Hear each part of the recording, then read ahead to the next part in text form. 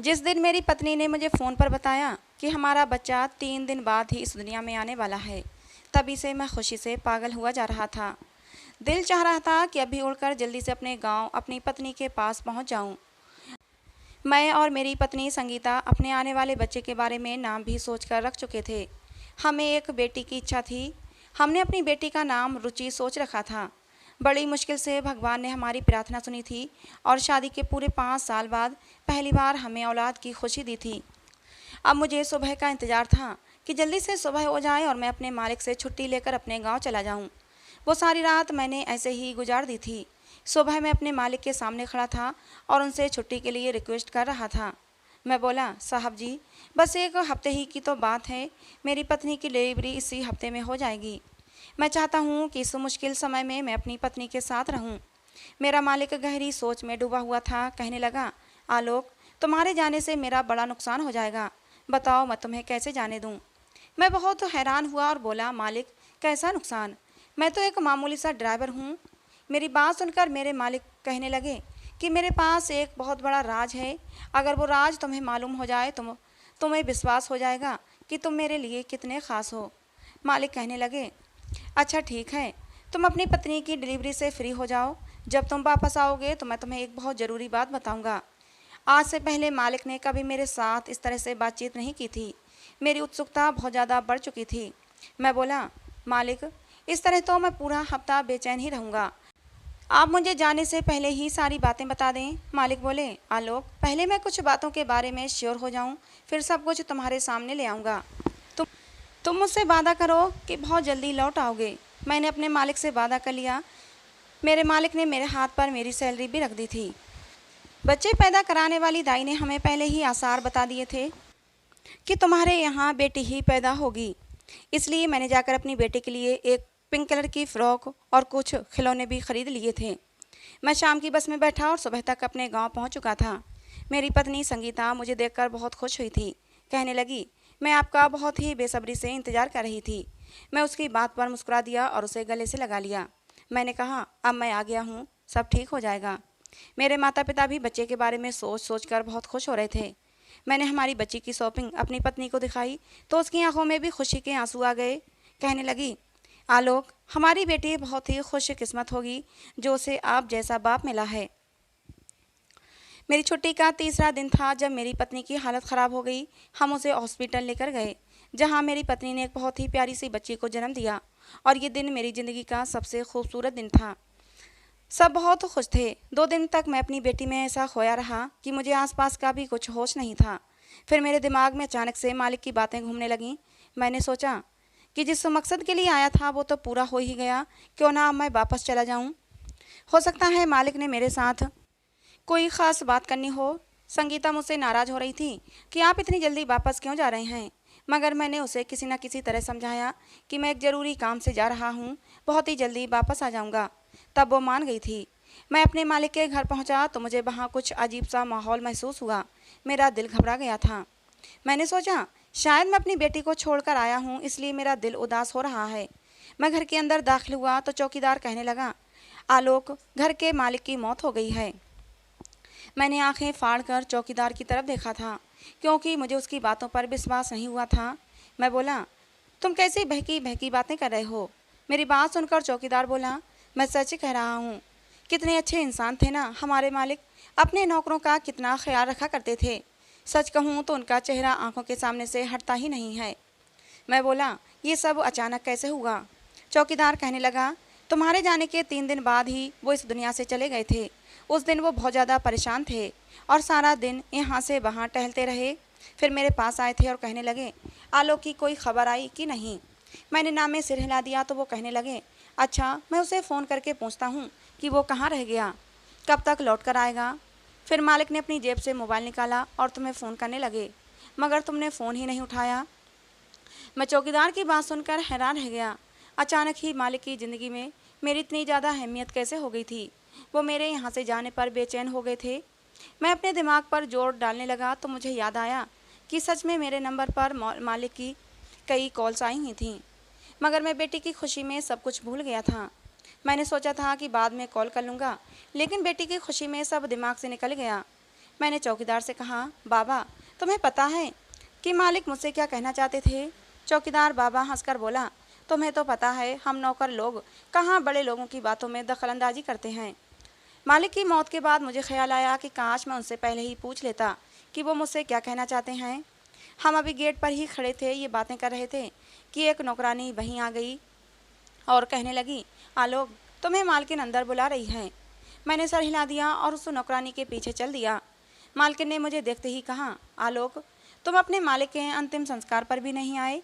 मैं बोला, मालकिन मुझे उनकी मौत के बारे में किसी ने नहीं बताया। अब मुझे गेट पर चौकीदार ने बताया तो मैं बहुत ज़्यादा दुखी हूँ। अफसोस है कि उस वक्त मैं यहाँ पर मौजूद नहीं था। फिर मालकिन ने पूछा, तुम्हारे बच्चे की पैदाइश हो गई? मैं बोला, जी मालकिन। असल में मेरा काम यहाँ पर मालिक को ऑफिस ले जाना और ऑफिस से घर लाना होता था। आज जब वो नहीं रहे तो इसका मतलब था कि मेरी जॉब भी ख़त्म हो चुकी थी। मैं बोला, मालकिन अब मेरा यहाँ कोई काम नहीं रहा, मैं अपने गांव वापस चला जाता हूँ। लेकिन मालकिन जल्दी से बोली, तुम ये क्या कह रहे हो? क्या तुम मालिक के बाद अब इस घर को छोड़कर चले जाओगे? बाकी किसी भी नौकर ने नौकरी छोड़ने की बात नहीं की, तो फिर तुम ऐसे क्यों कह रहे हो? मैंने कहा, मालकिन मेरा काम तो सिर्फ मालिक के साथ ही था, अब जब वही नहीं रहे तो मैं यहाँ रहकर क्या करूँगा? मालकिन कहने लगी, अब मुझे तुम्हारी ज़रूरत है, तुम ये काम छोड़कर मत जाओ। मुझे मालकिन पर तरस आ गया था, इसलिए मैंने इरादा कर लिया, जब तक मालकिन को मेरी ज़रूरत है तब तक मैं ये घर छोड़कर नहीं जाऊँगा।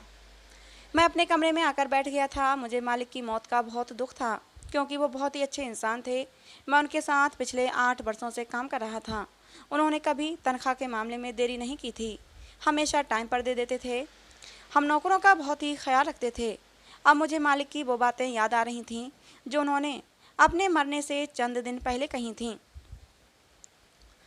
वो पता नहीं मुझे किस राज के बारे में बता रहे थे। मैंने सारे सवालों में उलझा जा रहा था।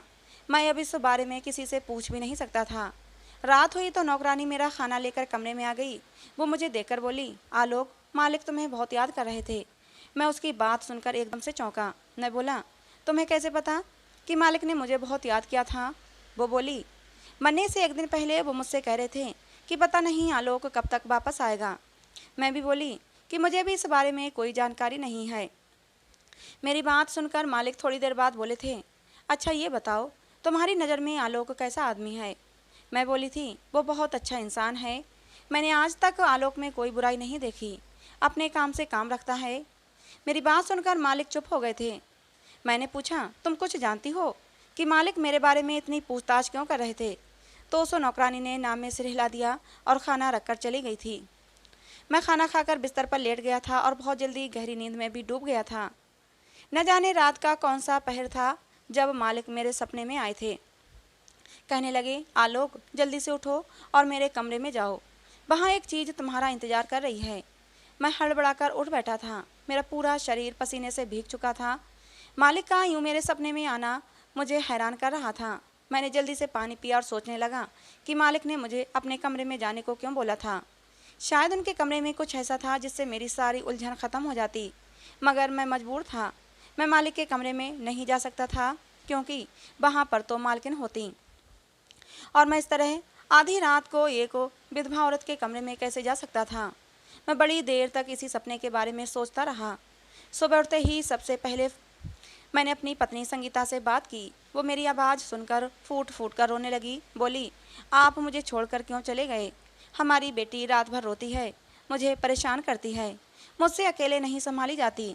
आप घर पर होते थे तो मेरे दिल को कुछ सुकून होता था और मैं बेटी को संभाल लेती थी, लेकिन अब मेरा दिल आपके जाने से ही परेशान है। इसलिए हमारी बेटी रुचि का रोना भी मुझे बहुत ज़्यादा परेशान करता है। मैं बोला, संगीता क्या हो गया है तुम्हें? तुम तो बहुत ही हिम्मत वाली हो। मुझे उम्मीद है कि ये मुश्किल समय भी गुजर जाएगा। फिर मैंने संगीता को अपने मालिक की मौत के बारे में बताया, जिसे सुनकर वो भी बहुत ज़्यादा उदास हो गई थी। कहने लगी, आलोक उनकी अचानक से कैसे मौत हो गई? मैं बोला, मुझे इस बारे में तो कुछ खबर ही नहीं, मगर जब मैं छुट्टी लेकर घर आने वाला था तब मालिक ने मुझसे कहा था कि वो मेरे साथ कोई ज़रूरी बात करना चाहते हैं। मुझे इस बात का बहुत अफसोस है कि ज़िंदगी ने उन्हें इतनी मोहलत नहीं दी कि वो मुझसे अपने दिल की बात कर सकते। फिर मैंने अपने सपने के बारे में भी संगीता को बताया तो वो चौंक गई। कहने लगी, आलोक मुर्दे यूं ही किसी के सपने में नहीं आया करते, यकीनन वो आपसे कुछ बहुत ही ज़रूरी बात कहना चाहते होंगे।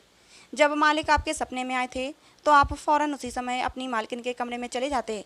मैं बोला, संगीता कैसी बातें कर रही हो? भला आधी रात के समय मैं मालिक के कमरे में कैसे चला जाता?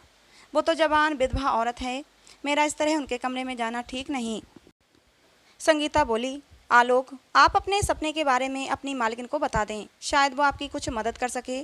मैंने कहा, हाँ लगता है अब ऐसा ही कुछ करना होगा। इतनी ही देर में वही नौकरानी मेरे पास आई और बोली, मेम साहब का हुक्म है कि गाड़ी निकालो। मैंने सिर हिला दिया और फ़ौरन गेट बंद करके अपने कमरे से बाहर आ गया। मैंने गाड़ी स्टार्ट की तो मालकिन आकर बैठ गई थीं। कहने लगीं, मुझे ऑफिस लेकर चलो। मैंने गाड़ी ऑफिस के रास्ते पर डाल दी। मालकिन थोड़ी देर बाद मुझसे पूछने लगीं, आलोक तुम कितना पढ़े लिखे हो? एक ऐसा सवाल था जो आज तक मेरे मालिक ने भी मुझसे नहीं पूछा था। मैं बोला, मालकिन मैं 10वीं पास हूँ। तब मालकिन बोली, तुम्हारे मरने से पहले अजीब अजीब सी बातें कह रहे थे कि अगर मुझे कुछ हो गया तो तुम आलोक पर विश्वास कर सकती हो, बहुत ही अच्छा लड़का है। हालांकि उसने कम शिक्षा पाई है मगर ऑफिस के मामलों में भी तुम मुझसे मदद ले सकती हो। आलोक सच कहूँ मुझे इस बिजनेस वगैरह की ज़्यादा समझ बूझ नहीं है। तुम बताओ मैं ये सब कैसे संभालूँ? मेरे तो कोई आगे पीछे भी नहीं है। मालिक की वसीयत पर अमल करना होगा तुम्हें और मेरी मदद करनी होगी। मैं बोला, मालकिन मैं गांव का रहने वाला हूँ, शिक्षा भी मेरी बस मामूली सी है और बिजनेस वगैरह के मामलों के हवाले से भी मैं ज़्यादा जानकारी नहीं रखता, तो फिर मैं आपकी मदद कैसे कर सकता हूँ? मालकिन बोली, देख लो आलोक, ये तुम्हारे मालिक की वसीयत है। तुम्हारा काम सिर्फ इतना है कि तुम अपने मालिक की कुर्सी पर जाकर बैठ जाया करोगे, हर काम पर नज़र रखोगे, बाकी बिजनेस का मामला मैनेजर ही देख लेगा। तुम्हारे मालिक की मौत के दुख से मुझे थोड़ा उभर लेने दो, आगे क्या करना है वो मैं खुद ही देख लूँगी। और फिर तुम भी सोच नहीं सकते कि अपने मालिक की कुर्सी पर बैठने से तुम्हारी तनख्वाह लाखों रुपयों में बदल जाएगी। मैं तो मालकिन की बात सुनकर ही दंग रह गया था। ऐसा लग रहा था कि जैसे मेरी लॉटरी निकल गई हो। मेरी बेटी रुचि तो मेरे लिए बहुत ही भाग्यवान साबित हुई थी। जब मालकिन मुझे इस बात पर इतना जोर दे रही थी तो फिर मैं भी मान गया और मैं मना नहीं कर पाया था। वो मेरे साथ ऑफिस गईं और उन्होंने सबको समझा दिया कि आज से आलोक तुम लोगों का नया बॉस है, तुम सब लोग इसका कहना मानोगे। मालकिन की बात सुनकर सब लोग मुझे हैरत भरी नज़रों से घूर रहे थे और फिर सब खड़े होकर मुझे सिर झुकाकर सलाम करने लगे। खड़े खड़े ही मेरी हैसियत बदल गई थी। मैं एक मामूली सा ड्राइवर से एक बहुत बड़ी कंपनी का मालिक बन गया था। मैंने माना कि मैं वहाँ सिर्फ निगरानी करने के लिए था, असल मालिक नहीं था, मगर फिर भी नौकर मेरे सामने सर झुकाए खड़े थे। अब मैं रोज़ ऑफिस जाने लगा था। ऑफिस का सारा काम मेरी अनुमति से ही होता था। ऑफिस की कोई भी फाइल मेरे साइन के बिना पूरी नहीं होती थी। किसी को भी छुट्टी चाहिए होती तो वो सबसे पहले मुझे आकर एप्लीकेशन देते थे। मेरे लिए ये सब कुछ बहुत ही नया और अनोखा था। मैंने फ़ोन पर अपनी तरक्की के बारे में जब अपनी पत्नी को बताया तो वो खुशी से फूली नहीं समा रही थी। मेरी तरक्की से मेरी पत्नी तो बहुत खुश थी, लेकिन पता नहीं क्यों मैं अपने दिल को खुश नहीं कर पा रहा था। अंदर से मेरा दिल बहुत बेचैन था और सबसे बड़ी समस्या मेरे साथ मेरा सपना था, जो मुझे हर रात सपने में मालिक नज़र आते थे और वो मुझसे यही कहते कि मेरे कमरे में आओ, मगर मैं वहाँ कैसे जा सकता था? ये तो अपने उसूलों से गिरी हुई बात थी। मैं अपनी विधवा मालकिन के कमरे में आधी रात को चला जाऊं। मुझे इस बात का भी डर था कि कहीं मालकिन मुझसे नाराज़ होकर मुझसे मेरी हैसियत ही ना छीन लें।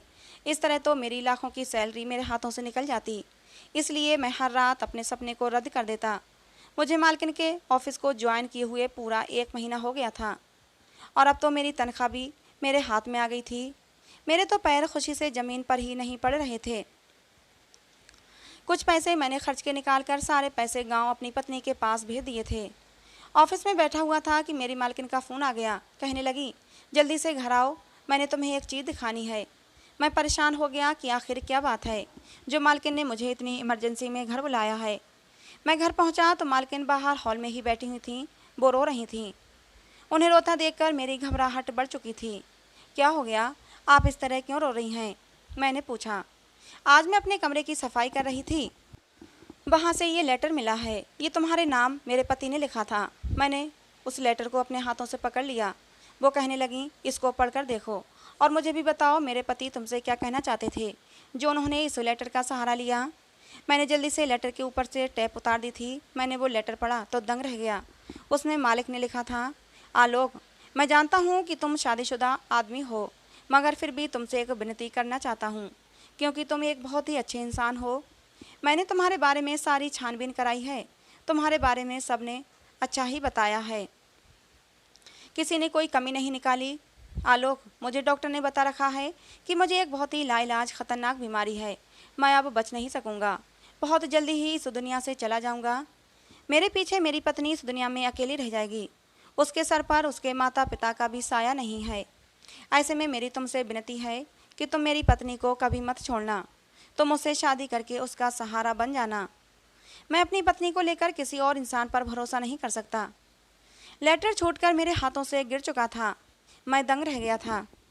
कुछ समझ नहीं आ रहा था कि क्या करना चाहिए। मालकिन बोली, आलोक, क्या लिखा है इस खत में, मुझे भी बताओ। मैं बहुत ज़्यादा बेचैन हो रही हूँ। अब अगर मैं मालकिन को अपने मुंह से ये कहता तो शायद वो मुझ पर विश्वास न करती। इसलिए मैंने लेटर उसकी तरफ बढ़ा दिया और वहाँ से चला गया।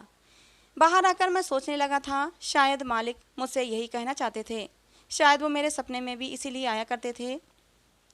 अब बात तो ये थी कि अब मुझे अपने मालिक की वसीयत को पूरा करना चाहिए या नहीं। मैं अपनी पत्नी को धोखा नहीं दे सकता था। मैं उसे छोड़ने के बारे में सोच भी नहीं सकता था।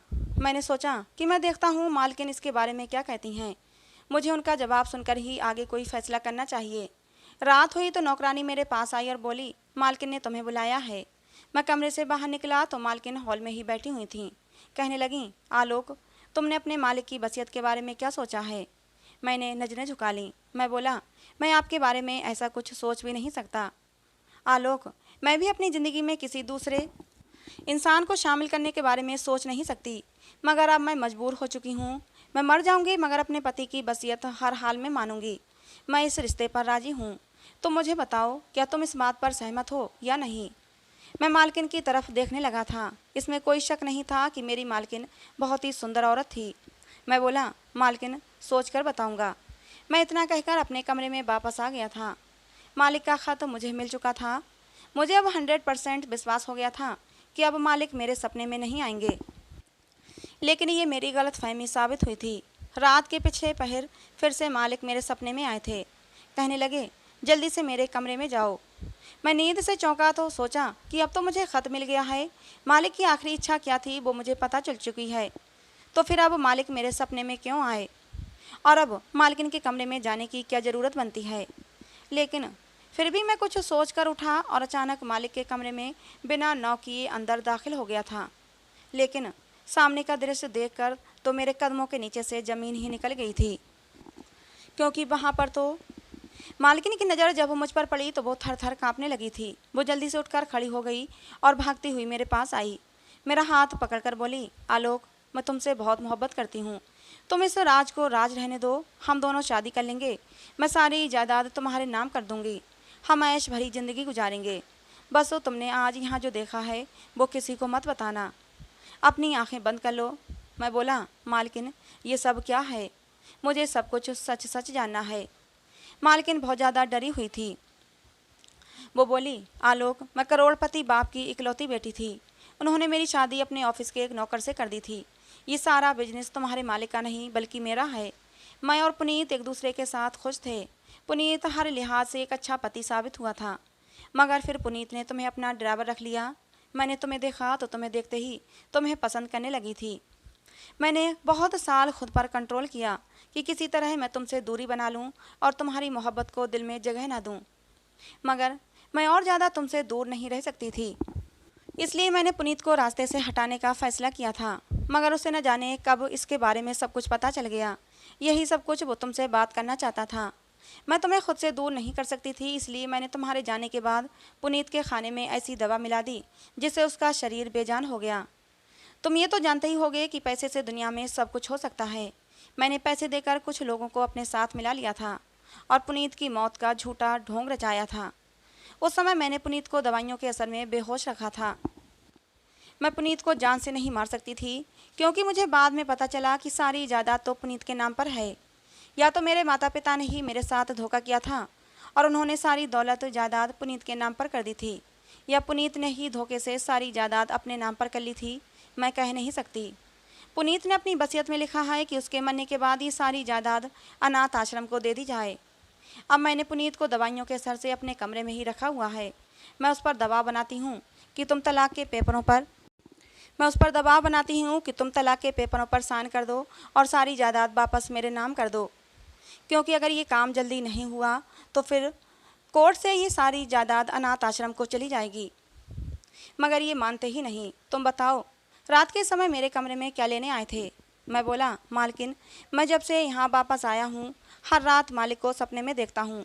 वो मुझसे कहते हैं कि मेरे कमरे में जाओ, इसीलिए मैं यहाँ आया था। मालकिन बोली कि ये सब तुम्हारा वहम है। तुम शायद दिन भर ये सोचते रहते हो कि पता नहीं मालिक मुझसे क्या कहना चाहते थे। अपनी बात किए बिना ही मालिक इस दुनिया से चले गए, इसलिए तुम्हारे दिमाग में ये सपना आने लगता है कि मालिक तुम्हें कुछ राज बताने के लिए अपने कमरे में भेजते हैं। इतना कहकर मालकिन मेरे बहुत करीब आ गई थी, इतना करीब कि उसके शरीर से उठती परफ्यूम की खुशबू को मैं महसूस कर सकता था। मैं जल्दी से 2 कदम पीछे हटा तो मालकिन ने मुझे मेरे कॉलर से पकड़कर अपनी तरफ खींच लिया था और मुझे अपनी बाहों में भर लिया और अपनी नशीली आवाज़ में पूछा, अच्छा आलोक, अब तुम ये बताओ कि तुम्हारा क्या फ़ैसला है? फ़ैसला मेरे हक़ में ही लेना। मुझसे शादी करके तुम्हें कोई पछतावा नहीं होगा। मैं तुम्हें खुश कर दूंगी, ऐसी खुशी दूंगी जो तुम्हारी पत्नी तुम्हें कभी दे न सकी होगी। ये कहकर मालकिन ने मुझे चूमना शुरू कर दिया। मैंने जल्दी से मालकिन को धक्का दिया और बोला, मालकिन, मालिक को आप मुझे सौंप दें, फिर मैं आपसे शादी कर लूँगा। मैंने अपने मन में सोचा कि एक ऐसा आदमी जिसकी मदद खुद भगवान करना चाहते हों, जिसके बारे में हर रात मुझे सपने में इशारा दिया जाता हो, मैं उसको यूँ तड़पता हुआ नहीं छोड़ सकता था। मालकिन ने मालिक को मेरे हवाले कर दिया था। मैंने मालिक को अपने पास रखा और मालकिन की दी हुई दवाएं उन्हें देना बंद कर दीं। वो थोड़े ही दिनों में अच्छे भले हो गए थे। सारी कार्रवाई वो पहले से ही जानते थे। मालिक ने मेरा बहुत शुक्रिया किया। मैंने उनकी जान बचा ली थी।